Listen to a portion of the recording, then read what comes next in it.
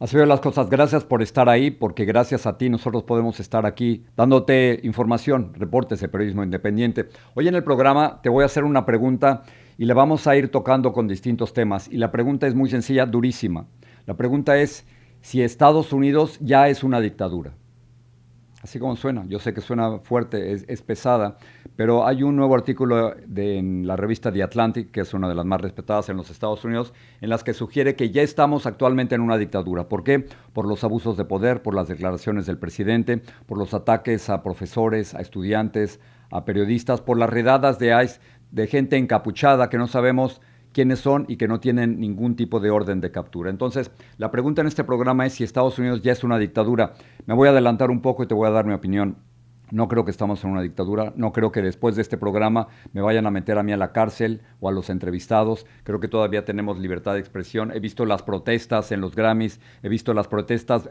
Yo estuve ahí, las vi en Minnesota, de gente que no está aceptando que Estados Unidos se convierta en un país autoritario. Pero ya que te he dado mi opinión, la pregunta sigue siendo válida. ¿Estamos en una dictadura o estamos en camino de convertir a Estados Unidos en una dictadura?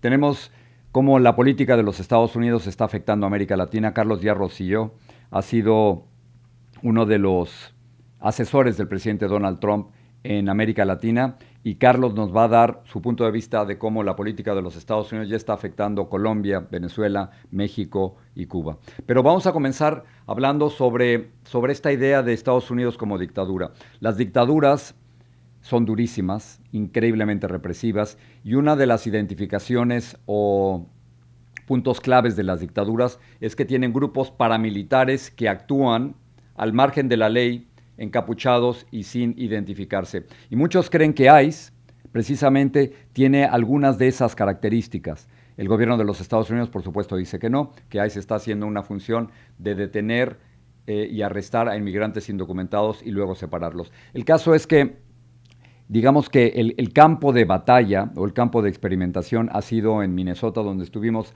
hace solo unos días, y ahí ha habido cambios. El gobierno de los Estados Unidos tiene quizás todavía cerca de 3,000 agentes, pero ha habido un cambio de liderazgo. Antes estaban con Greg Bovino, quien era el jefe de la patrulla fronteriza, y después del asesinato de la muerte de 2 ciudadanos de los Estados Unidos, han sacado a Bovino de ahí y enviado a Tom Homan, quien es el zar de la frontera. Él está actuando desde Minnesota y dio una conferencia de prensa hoy en la que dice que las labores de ICE, las labores de arresto y detención de inmigrantes indocumentados, van a continuar, no se van a parar.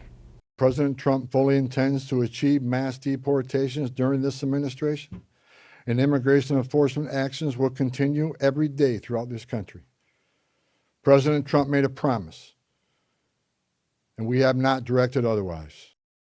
Lo que está diciendo Tom Homan es que el presidente Donald Trump hizo una campaña, efectivamente hizo una promesa de campaña y en esa promesa de campaña dijo que iba a realizar la mayor operación o la más grande campaña de deportaciones en la historia de los Estados Unidos y según cifras del propio gobierno, yo no las he podido verificar, hasta el momento hay cerca de 600,000 personas que han sido deportadas. Ellos dicen que la mayoría tienen récord criminal. La información que yo tengo es totalmente opuesta. La mayoría no tiene récord criminal y al mismo tiempo cerca de 2 millones de personas se han autodeportado según cifras del gobierno del presidente Donald Trump. Cifras de las cuales yo no he podido tampoco corroborar. Entonces, ha habido fuerte presión tras la muerte de 2 ciudadanos de los Estados Unidos en los últimos días.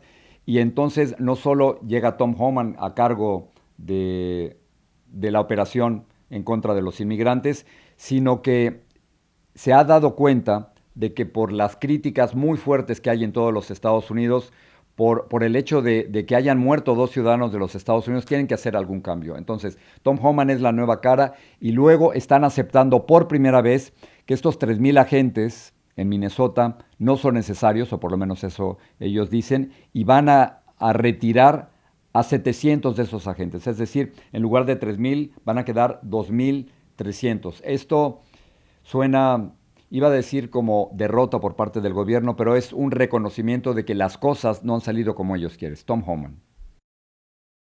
Given this increase in unprecedented collaboration, and as a result of the need for less law enforcement officers to do this work in a safer environment, I have announced effective immediately, we will draw down 700 people effective today. My goal with the support of President Trump is to achieve a complete drawdown and end this surge as soon as we can. But that is largely contingent upon the end of the illegal and threatening activities against ICE and its federal partners that we're seeing in the community. Esta noticia es muy importante para nosotros los latinos y para nosotros los inmigrantes. El hecho de que retiren agentes migratorios de ICE o gente de la migra, o hielo como le llaman allí en Minnesota los latinos, eso significa, o esperemos que signifique, menos represión, menos arrestos, menos redadas y que respeten más a las familias. Muchas de estas familias están siendo divididas. Entonces, hay cambios, hay cambio de cara. Tom Homan es ahora la nueva cara, no Greg Bovino. Ya hay cambios, no tendrán 3,000 agentes, sino solo 2,300. Igual con 2,300 agentes, el miedo que hay en Minneapolis, en Minnesota, es palpable. A mí me tocó estar en 2 casas donde están aterrados. En una de las casas, luego les vamos a presentar el reportaje otro día, en una de las casas, una de las mujeres que se encontraba en esa casa llevaba 2 meses sin salir. 2 meses sin salir, y por supuesto depende de la comida que les lleven sus vecinos y miembros de la iglesia en la que ellos participan. Así que regreso a la pregunta inicial del programa. ¿Estamos en una dictadura?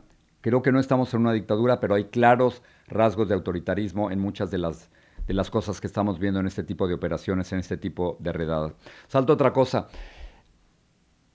Una de los temas que se han ocultado o que han pasado a segundo plano durante las redadas en Minnesota y durante la operación, la intervención militar de los Estados Unidos en Venezuela, tiene que ver con los archivos de Jeffrey Epstein. Originalmente el gobierno había dado a conocer 1% de todos los archivos, pero hay cerca de 3 millones de documentos que hace unas horas se dieron a conocer.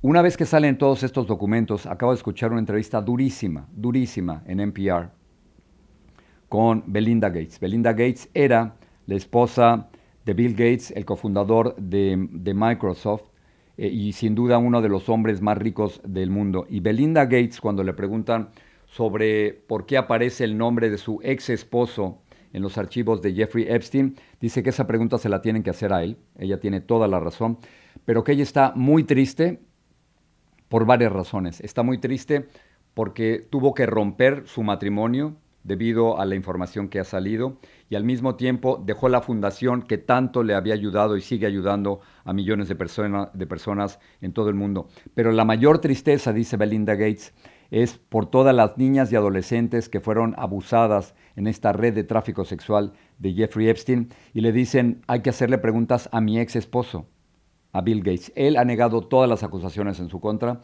dicen que no son ciertas, dice que nunca ha participado en absolutamente ningún tipo de abuso y da las siguientes declaraciones.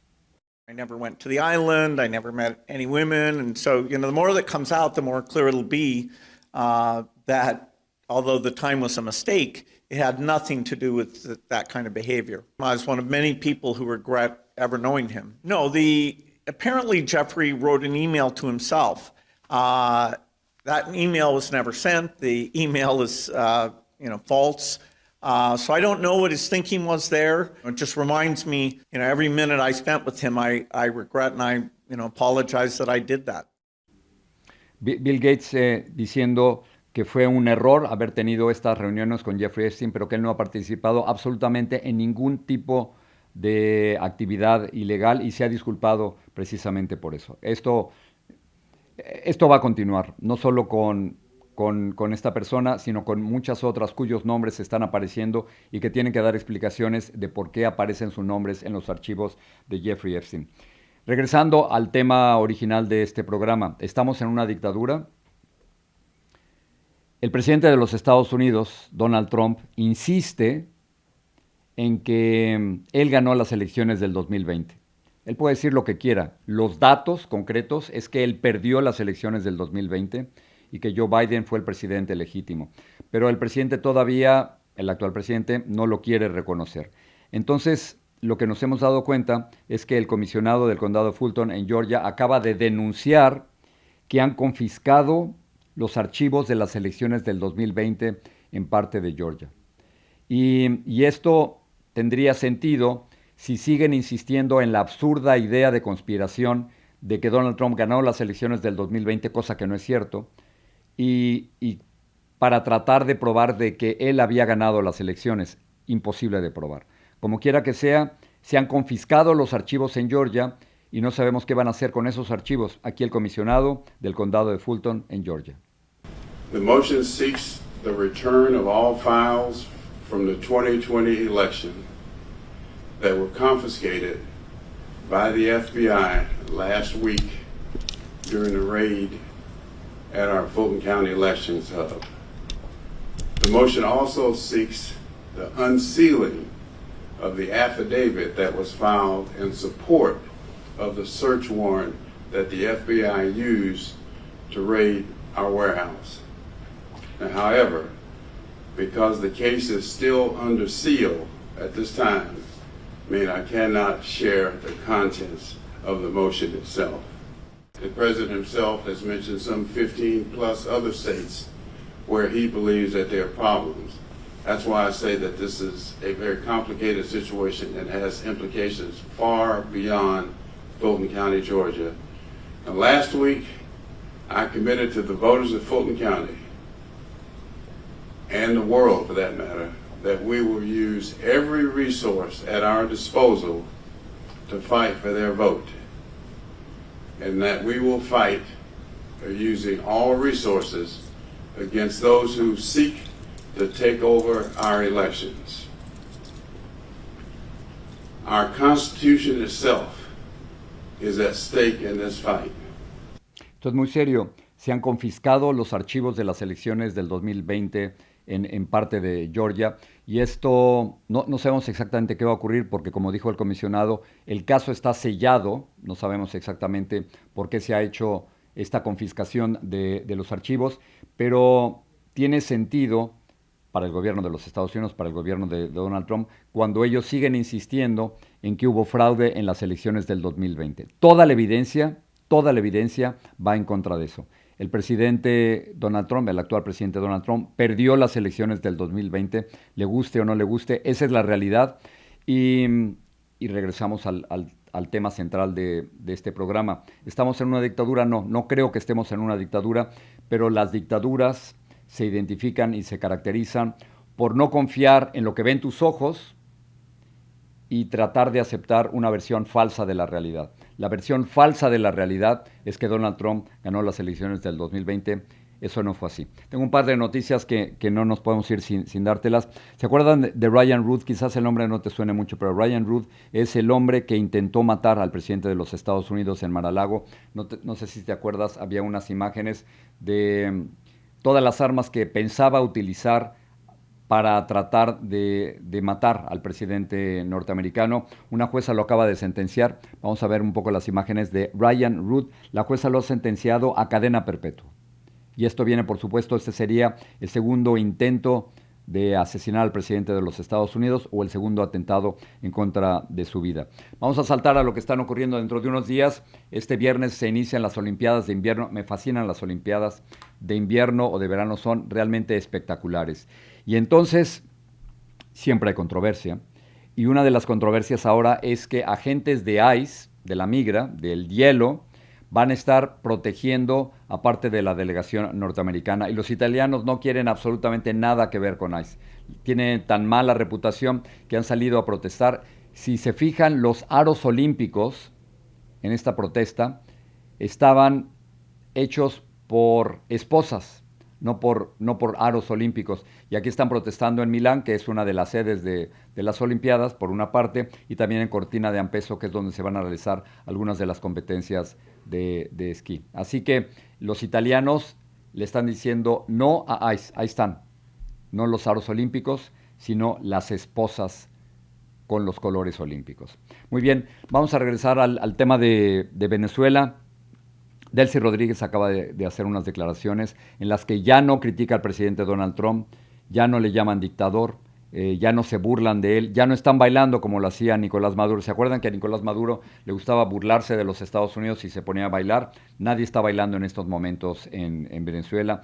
Y están hablando de una buena relación con los Estados Unidos. Lo que no quiere decir Delcy Rodríguez, la dictadora encargada, ni su hermano Jorge Rodríguez, ni Diosdado Cabello, que va a aparecer también en el video que te voy a presentar en estos momentos, lo que no quieren decir es que ellos están temporalmente y que, según dice el propio secretario de Estado Marco Rubio, van a terminar en el proceso de transición cuando haya unas verdaderas elecciones en Venezuela. Pero vamos a escuchar primero aquí a Delcy Rodríguez, que habla de cómo Venezuela se ha transmutado. No sé por qué utilizan estas palabras tan complicadas, pero la realidad es que, claro, Venezuela está empezando a cambiar, sigue teniendo una estructura dictatorial, sigue siendo una dictadura, pero poco a poco está cambiando o transmutado, como dice Delcy Rodríguez.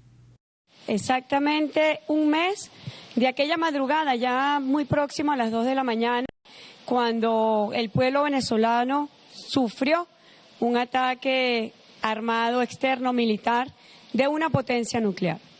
Y en estos 30 días hemos dicho que Venezuela ha transmutado y ha madurado lo que ha sido el impacto de una agresión por parte de los Estados Unidos, la ha transmutado en tranquilidad, en cuidar hoy más que nunca la paz. Efectivamente, Venezuela transmutado ahora es un protectorado de los Estados Unidos, y Delcy Rodríguez y su hermano y Diosdado Cabello, que salen ahí con unas caras muy serias, ya no se atreven a burlarse de los Estados Unidos como lo hacían antes.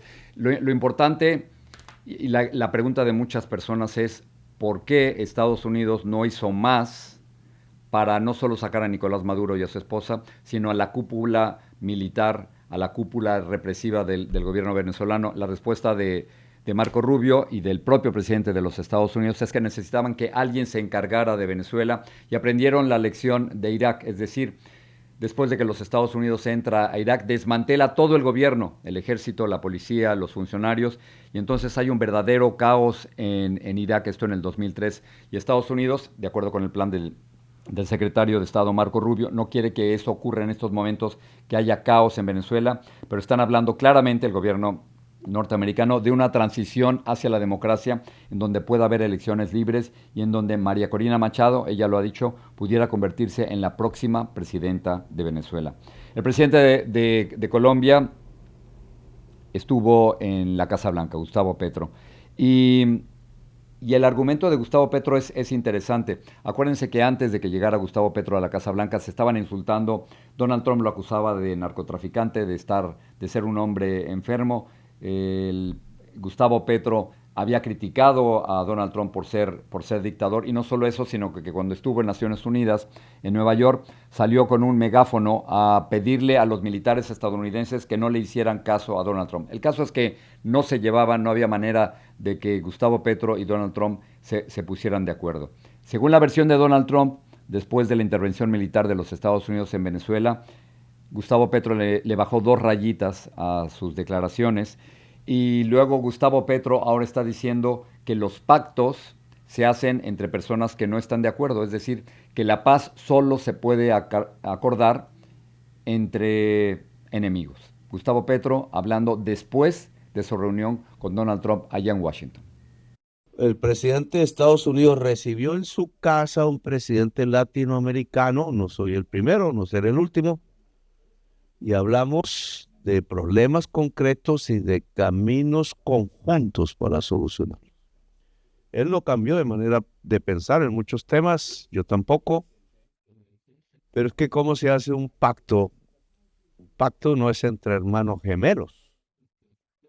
Un pacto es entre contradictores que pueden encontrar los caminos de una hermandad humana. En eso Gustavo Petro tiene razón. Los pactos son generalmente entre enemigos y no entre amigos. Ciertamente Gustavo Petro y Donald Trump no eran amigos. Algo que quiero que vean ahora es también cómo ha cambiado el lenguaje de Gustavo Petro. Él claramente estuvo en contra de lo que ellos llamaban la invasión de los Estados Unidos en Venezuela o la intervención militar de los Estados Unidos en Venezuela, y hablaban de Venezuela y Colombia como un solo pueblo. Y ahora Gustavo Petro sigue insistiendo en su rechazo a lo ocurrido en Venezuela, pero con otras palabras. Vamos a escucharlo. Me parece muy positivo que la reunión de esta mañana pues haya salido con un aire optimista y positivo.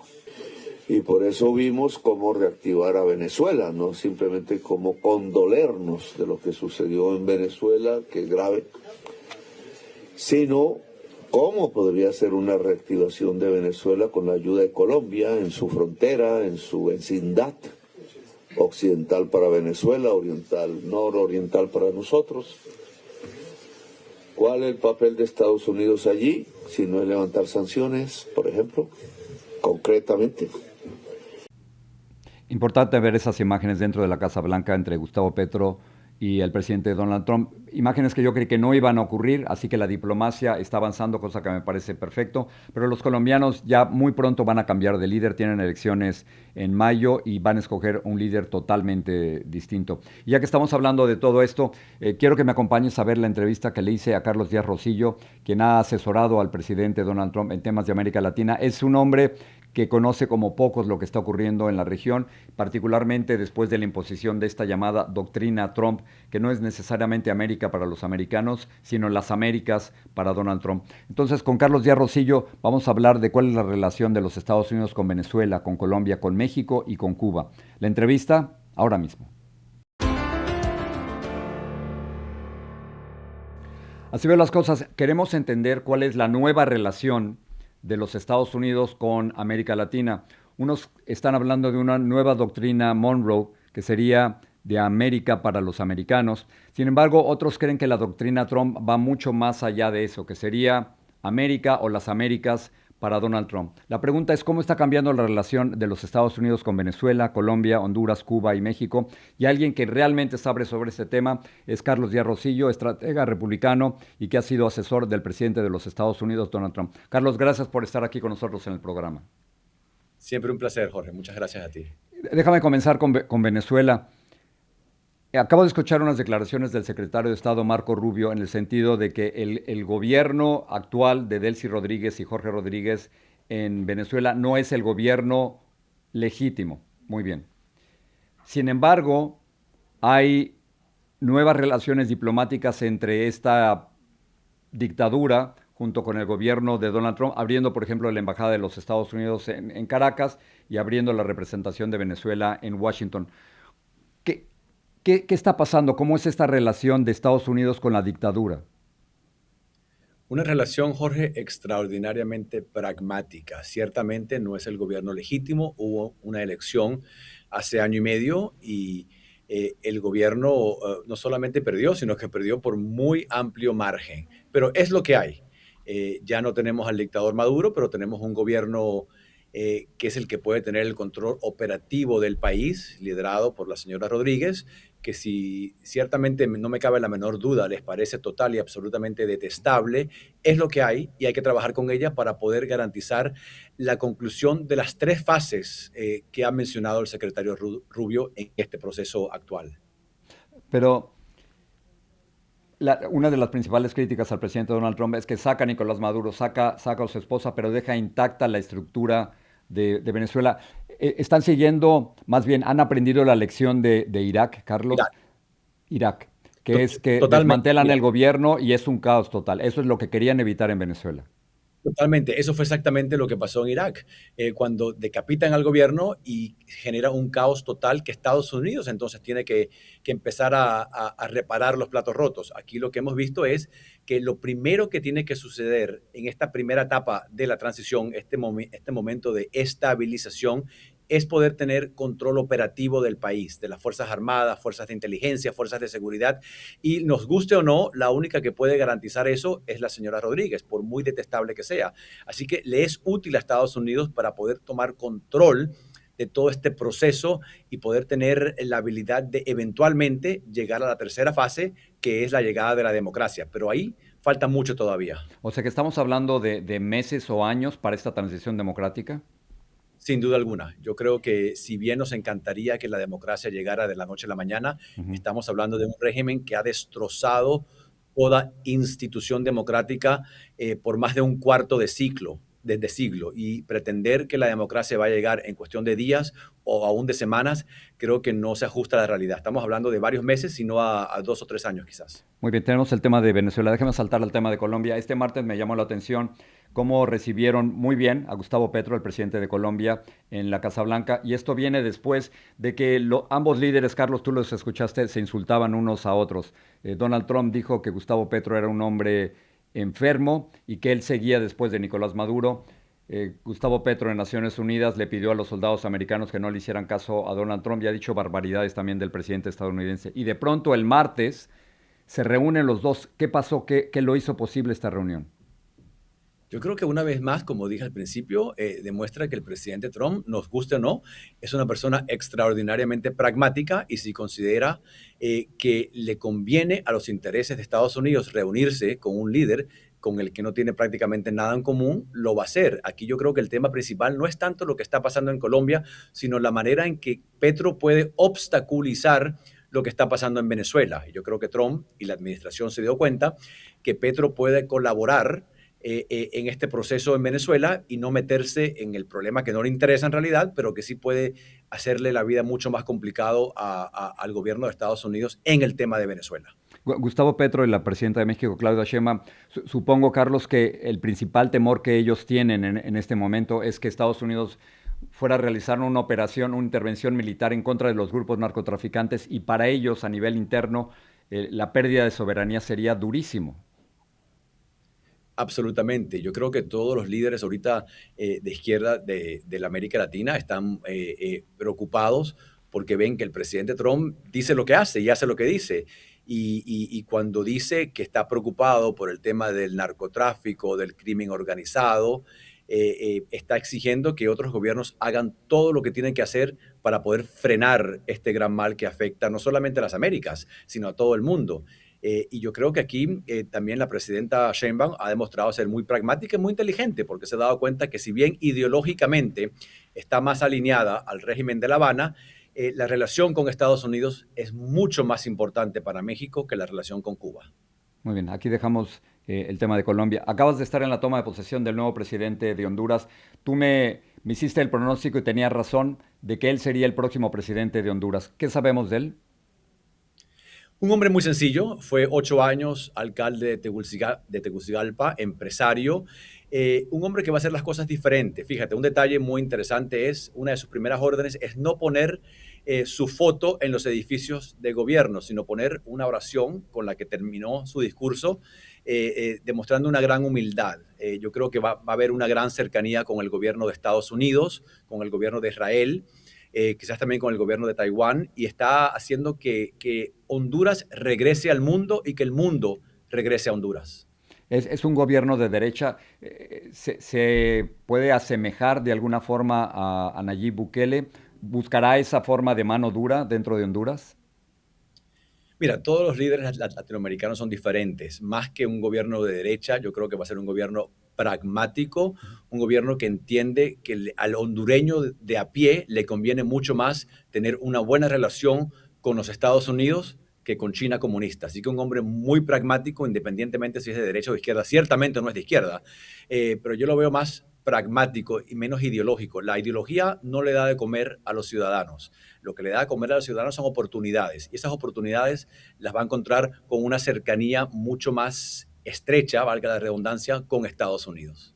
Déjame pasar al tema de Cuba. Después de Venezuela sigue Miguel Díaz-Canel y mi pregunta va en este sentido. El presidente de los Estados Unidos, Donald Trump, hace muy poco acaba de decir que hay un acuerdo que están buscando un acuerdo con Cuba y que están conversando con altos funcionarios. El gobierno cubano lo ha negado. ¿Cuál es el objetivo de Estados Unidos en Cuba? ¿Será la caída del régimen? Yo creo que sin duda alguna ese es el objetivo final. Yo no veo aquí una invasión tradicional, como he dicho en otras ocasiones. Yo creo que el régimen va a caer desde adentro, va a caer por su propio peso. Cuba ha tenido una habilidad extraordinaria de sobrevivir por muchas décadas, ¿no? Ya llevan casi 70 años. Primero la Unión Soviética vino al rescate, después al colapsar la Unión Soviética vino el gobierno de Venezuela y ya que no tiene ni el petróleo ni ningún recurso de Venezuela, me parece difícil ver que otro país venga al rescate. La situación en Cuba está verdaderamente deplorable, no hay electricidad, no hay energía, no hay alimentos. Yo creo que estamos hablando aquí cuestión de meses, pero yo creo que la caída viene desde adentro. No por una invasión norteamericana, sino porque ya la gente está harta y no hay manera de mantener este sistema que ha fallado por casi 70 años. ¿Cuál es la posición de México respecto a Cuba? Durante muchísimos años, Carlos, tú sabes, el gobierno mexicano ha enviado petróleo a Cuba para ayudarlos. Como tú dices, hay una identificación ideológica entre ambos gobiernos, particularmente de Andrés Manuel López Obrador y ahora de Claudia Sheinbaum. Pero México ha detenido temporalmente, por lo menos, el envío de petróleo hacia Cuba. ¿Por qué lo hace? Yo creo que porque la presidenta, que repito, que ha actuado de una manera muy prudente y muy inteligente con Estados Unidos, ha sabido manejar esta relación muy bien, se ha dado cuenta que ahora viene la renegociación o los retoques quizás, la revisión del TEMEC, y ella obviamente quiere una revisión, no una renegociación de cero, Ujú. y darle ayuda directa a Cuba, venderle petróleo a Cuba, venir al rescate de un régimen fallido, afectaría mucho este proceso de renegociación o de revisión del TEMEC, y ella entiende perfectamente que la relación entre Estados Unidos y México es demasiado importante para el pueblo de México para ponerla en riesgo. Carlos, te voy a dejar, pero antes de irte, en este 2026, si alguien conoce América Latina, eres tú, estás constantemente viajando y reuniéndote con sus líderes. ¿Qué esperas en este 2026 para América Latina? ¿Dónde tienes puestos los ojos? ¿Qué estás viendo? Hay una gran oportunidad para la América Latina porque en Estados Unidos, como sabes, Jorge, hay mucha división. Los republicanos y los demócratas no se ponen de acuerdo en nada, pero el único tema en los que sí se ponen de acuerdo, el único tema de importancia es el tema de China. Y hay muchas empresas americanas que se fueron a China por décadas y quieren regresar, si no a Estados Unidos, por lo menos al vecindario. Y los gobiernos latinoamericanos que puedan apreciar esto y que puedan dar las condiciones básicas como Estado de Derecho, seguridad jurídica, seguridad ciudadana, estabilidad macroeconómica, estabilidad política, incentivos fiscales y muchos otros, van a poder atraer mucha inversión y poder tener una cercanía mayor con Estados Unidos, que es el socio comercial número uno. Y si vemos también, aparte de todo eso, este ligero viraje hacia la derecha en Ujú. las elecciones que hemos visto anteriormente, yo creo que se está alineando todo para que los Estados Unidos de vuelta tenga una presencia más importante en el hemisferio y permita que esta relación, que debe de ser lo más fuerte posible, regrese a donde por muchas décadas dejó de serlo. Carlos Díaz Rosillo, asesor presidencial. Gracias por estar con nosotros, Carlos, como siempre. Gracias, Jorge, un placer. Gracias. Esto es lo que está pasando en América Latina. Yo ahora voy a leer algunos de tus comentarios. Gracias porque esto nos ayuda a entender lo que estamos haciendo nosotros como periodistas independientes y saber cuáles son los temas que más te preocupan. Marisela Castro nos envió el siguiente comentario. Saludos, Jorge, a ti y a tu hermosa hija. Muchas gracias por mostrarnos a esas buenas personas que ayudan a las demás y gracias a ti por mantenernos informados. Lo que pasa es que estuve con Paola en Minneapolis durante varios días y estuvimos presentando aquí los reportajes y las entrevistas que hicimos juntos. Back to Life dice lo siguiente: wow, la mejor entrevista sobre lo que los paisanos están pasando en Minnesota en este restaurante de comida mexicana. El chico es un héroe, muy importante el trabajo que realiza, Dios los bendiga. No sé si viste el programa y si no lo puedes encontrar ahí en YouTube. Era un joven, Brian, cuyo trabajo es parar a la migra. Él trabaja dentro del restaurante, de uno de los restaurantes de tacos muy ricos allá en Minneapolis, y su trabajo es cerrar la puerta y abrir la puerta. Entonces, cierra la puerta para que no entren la gente de ICE, la gente de la migra, y cuando sale uno de los comensales, abre la puerta y la vuelve a cerrar. Eso es todo lo que hace, pero es una labor importantísima porque así la gente puede llegar a comer tacos y pozole sin tener la preocupación de que al salir los van a detener. El siguiente comentario es de Griselda Rodríguez, dice lo siguiente: excelente con tu programa, me conecto con mi continente, pues vivo en Corea del Sur. Imagínate, nos están viendo en Corea del Sur. Gracias por mantenerme al día de lo que ocurre, un abrazo y mucha salud, cuídate. Ay, qué bien por tu hija, muy capaz y profesional, la estafeta lista para el despegue y continuar. Estoy absolutamente de acuerdo con esto. Lo que me emociona es que Griselda nos está viendo en Corea del Sur. No tenía ni la menor idea de que había gente en Corea del Sur que nos están viendo. Si tú vives en otro país que no es los Estados Unidos, me encantaría saber dónde estás y cuáles son los temas que más te importan. Y desde luego, suscríbete. Estamos a punto de alcanzar los 400,000 suscriptores aquí en YouTube. Estamos muy emocionados y es muy fácil suscribirse. Es gratis, no te va a costar absolutamente nada. Entras a YouTube, a la página, buscas Jorge Ramos, así veo las cosas, y ahí te puedes suscribir. Gracias por acompañarnos, gracias por estar en este programa y gracias sobre todo por confiar en nuestro periodismo.